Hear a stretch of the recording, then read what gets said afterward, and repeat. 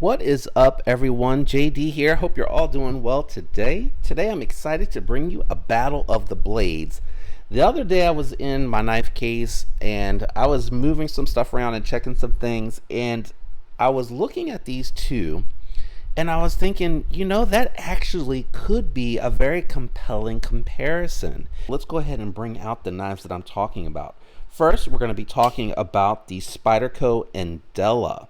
The Endela is a really cool Seki City, Japan made knife. So if you're not into buying Chinese knives, this is a nice option because it is very well built and it's a knife that I can absolutely recommend. The other knife that I wanted to talk about is one that I don't think enough people talk about because at its price point, both of these at the price point really fall into that premium budget end that I think is very obtainable for the mass majority. This is going to be the Case Kinzua.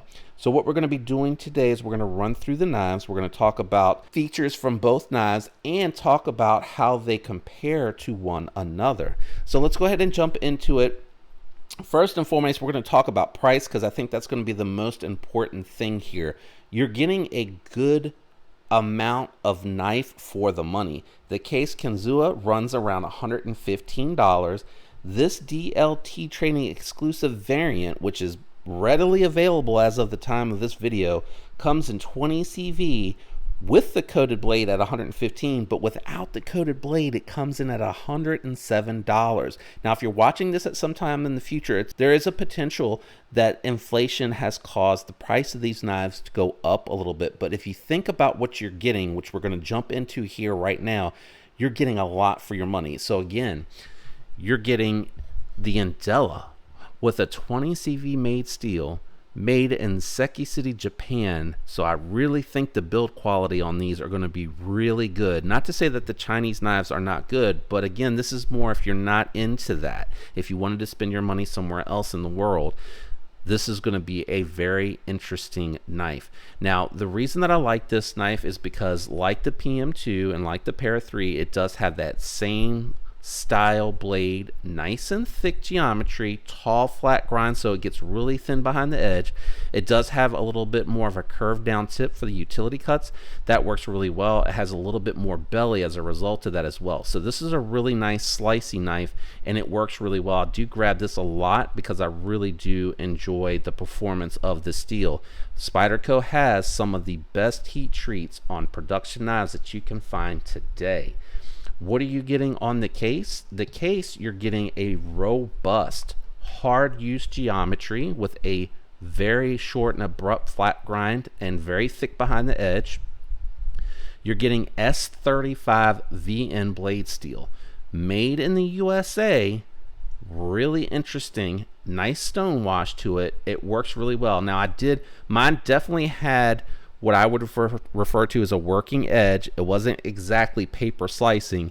All I had to do was take it across a compound leather strop to get this to be able to slice through paper as well as it can. Of course, with the thick geometry, it causes the paper to kind of change direction. So as you get further and further down and the paper is kind of spreading apart, it's going to catch. But the edge on it is really, really good. And with S35 yen, I really like the fact that it does have really good edge retention, corrosive resistance, and it is tough but easy to maintain and sharpen. 20 CV is a little bit harder at the edge, going to hold that edge a little bit longer than the S35 yen, but maintenance and sharpening are a little bit harder than it is on the S35 yen. So those are some of the things that you need to talk about. Both are very tough steels with good edge retention. S35 yen is a little bit more corrosive resistant, I believe, than 20 CV. So think about the steels. S35 yen, 20 CV at 115 or less if you get the satin version of the Endela. That is pretty damn good for the money, because those are still steels that you see on knives $199, $200. Look at concept knives. Granted, you're getting titanium as opposed to aluminum, but that aluminum still gives a very premium feel and feels really good in hand. You're spending $200 for that. Is it worth the extra $185? I'm sorry, 185, damn. My math is way off. The extra $85 for the titanium handle, maybe, maybe not. This does come with ceramic bearings in the pivot, but it has a very low clutch, so you need to get the finger out of the way, get it over the ramp, and oh, I'm holding my finger on the lock bar. That is my bad. That way you can get it to where it's going to be very, very smooth. It's going to drop shut. Finger out of the way. You can get it there. If you don't come in and let it hit here, you just have to bring your finger in more, and you can get it past the ramp. Usually my fat thumb is in the way. Let's see if I can demonstrate that correctly. You come in. I got to be careful because I don't want it to drop on me. Okay, now it's past it. So you just got to catch it right on the corner there, let it drop, and of course it hit me right on the nail. It don't look like it left a mark, but you can see what I'm saying. I prefer, and I have my finger right on it again, I prefer to just bring it past the ramp and then let it fall shut myself. Really good ergos though. The flipper works pretty good. There's no jimping to speak of. This is, I don't even feel that it's there. Let's see here. Yeah, I would say that you really don't feel it as you're flipping it. Of course, my fingers might be a little bit more numb to stuff because I flip so much stuff, but it feels really smooth. It has great action. It has remained centered, and the handle works really well. The S35EN, again, even when it starts to get dulled down a little bit, I will take this and the Endela both to like a large job. If I have to break down several boxes or a big box like my weed eater, I grab the Endela for that, to break that down, because it's just so comfortable. So since I'm talking about ergos, let's go ahead and talk about the Endela now. The Endela has bidirectional FRN texturing on it, which really is super grippy. I love that. It just locks the knife in place. It is not going anywhere. That lock back feels plenty strong. Mine does have just a hint. I don't know if I'm going to even be able to show it. Mine has just a slight hint of flex, but when you get it to that top position, it's locked in and it's not going anywhere. It feels really, really strong. I had someone make the comment that the way that the lock is in on the FRN, that the FRN, when they were using it, broke on them.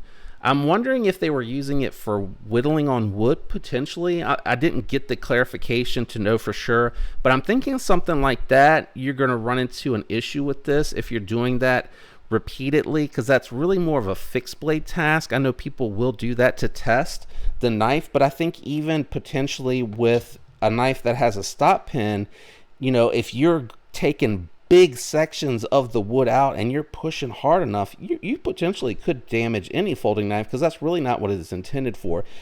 It's intended for materials that it can cut through really well without you having to really muscle. If you're having to muscle through a cut with a folding knife, I think you potentially run into pivot failure. You probably, whatever locking system you have in the back, potentially could fail. I mean, if you're using it hard enough, I think that is a potential for any knife.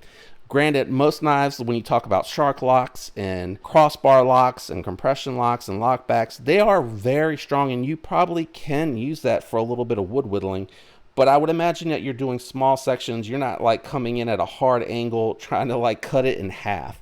But I still think this would hold up really well. I have taken it to a lot of cardboard and it's performed really well. Same with the case. The Kinzua has really impressed me. Again, for $115, these are the knives that I'm grabbing when I'm trying to, you know, use them hard or do heavy duty work with, just to save the life expectancy of some of my more expensive knives, and also because they're comfortable. Not that the other ones are not, but they're really comfortable. This really does. This scallop locks you in, which makes this feel like it has way more grip for a smoother aluminum scale that has a stone wash to it. The stone wash does help rough it up, mat it up so you have good grip, but it's really, really nice. Both offer one-handed operation, because, and that was a pitiful attempt as I bumped the knife, because if you grab the lock back, you have enough there for it to land on your finger, and then you can finish closing it with one hand and put it away. And I give that demonstration of like, all right, let's say you're holding the tension on a rope or something and you need to cut it. That's nice because you don't have to take your free hand off, and you can still close this relatively easy. There is a balance point here. You want to make sure that you don't come loose too much, but I have not had an issue with any side-to-side play on this. Again, it's just up and down where I have just a little click when I actually am putting as much effort as I can to pull it back. Like I'm really having to wrench on it, and I'm still not worried about that lock back coming out. It's bolted down pretty well, and it's locked in the way that it tucks in with the rest of the scale, locked in really, really good. Jimping all over the place on this one, so this is going to be really good to work with your bare hands when they're sweaty or wet, or with gloves. Really, really good. This obviously, as you sweat or your hands get wet, you have the potential for it to get a little slick, but with that scallop section, you're really locked in behind that blade for really good safety. I would say the advantage here at $115, I'm going to give it to the Endela for the blade shape, the blade steel, the edge, and the way that the knife performs. It has a very slicey mentality to it. If you're using this for hard duty work, you're cutting rope, you're cutting like cardboard packages open, and you just need something tough, this is going to perform really well. And the S35VN seems to be performing well. I actually want to reach out to Jared to see if I can send this to him, to see if he can test it behind me and see if he feels like it's done really well also. So I'll reach out to him and see what he says, to see if he'll let me send that over to him to check out. If he hasn't already, I don't remember seeing a review on the Kinzua. So I'll reach out and just see if he's interested in taking a look at mine. To me, it's a hard use knife, so I don't really mind whatever testing he feels like he wants to do on that S35VN. Ergos, again, I'm going to give that to the Endela. While the ergos on the case are very comfortable, and again, that aluminum does make it feel very premium, I feel a little bit more locked in with all the jimping and milling and texturing and everything that you have going on with the Endela. And really back here, I do wish it was just a tad thicker here, but it still feels so good in hand and just feels really comfortable. They are flat scales, both are flat scales, but you do have chamfering on the edges here that do make this feel nicer in hand. But again, the ergo's just a little bit better on the Endela, which is impressive because it is actually the more affordable knife here in this instance. The last thing that I want to talk about is the actual overall size. So you're getting 3.4 inches of 20 CV cutting edge versus 3.5 inches of blade on the Kinzua. So you do have a little bit of a longer knife, which is okay for me because I think that flipper tab is actually going to take up more space overall than what you see here with that section that allows it to fall to the finger. You see, I think the flipper tab takes up just a little bit more space of where you have the ergos and the cutting edge. So when you actually compare the cutting edge here, you do get just a little bit more with the Kinzua, just a little bit more, not too much. Handle length, both have plenty of handle length. My big hands fit on both of these really well. Overall length, you have 8.25 on the Kinzua, 8.1 on the Endela. The weight is very comparable. The FRN, you would think, because of the fact that that is, you know, essentially plastic with that 20 CV blade steel in the lockback, would be significantly lighter, but it's coming in at 3.1 ounces. That Kinzua, because it's aluminum scales, even with the thicker blade stock, coming in at 3.4 ounces. So pretty incredible that you get a large size knife coming in at that weight. And I do want to show, just for references, a couple of knives that are a little bit larger to give you some scale here of the size of this. So when you look at the Endela compared to the Shaman has a big blade, but when you look at the overall length and the, you know, place that you have for dedicated hand positioning or to give you purchase, it's very, very similar. And another knife that I think is pretty popular that I wanted to do here, again, just to give you a size reference, to me, when you're looking at a smock, you're looking at a case, right? That's the size, ergos, hand placement, or hand real estate, cutting edge. Just a couple of different knives that are pretty well known, but not maybe necessarily as available always. But I just wanted to give those for scale. I think that's really awesome.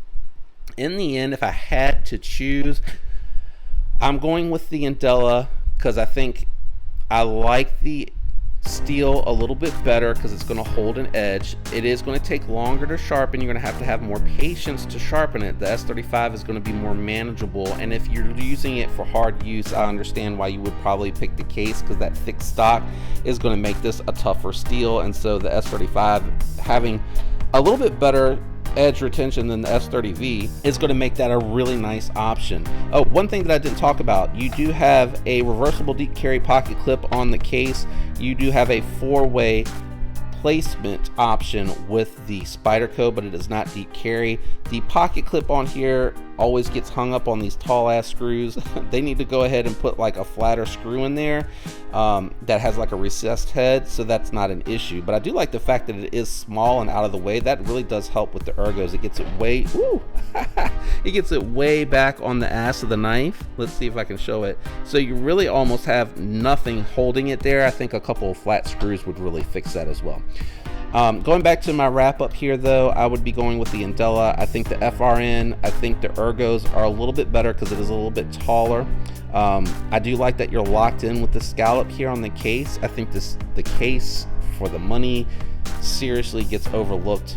I mean, it's a made in USA knife, just over $100 with S35EN and really well done aluminum scales. I'm going to check out the Marilla because I think that might have a thinner stock on the actual knife, and I'm very curious to see how it's going to perform. But this is a really well done knife, and I am keeping this because it's a great alternative recommendation if you want a USA made knife at that price point, and I want to see how it's going to continue to hold up and perform in the long term. Let me know down in the comments who you would have picked, or if you have something else around this price point that you think is fairly competitive that you want to mention in the comments, because I don't always have access to or have experienced every knife out there, so those recommendations really come in handy. I hope you enjoyed today's video. If you did, do me a favor, leave a like. Consider subscribing if you're not already subscribed. Don't forget to turn on your notifications if you do subscribe. And don't forget, follow me over on Instagram if you like that. Daily shots of the gear, pocket dumps, reels, and all that good stuff over on Instagram. Thanks for tuning in with me. I hope all of you have a fantastic day. Until next time, peace.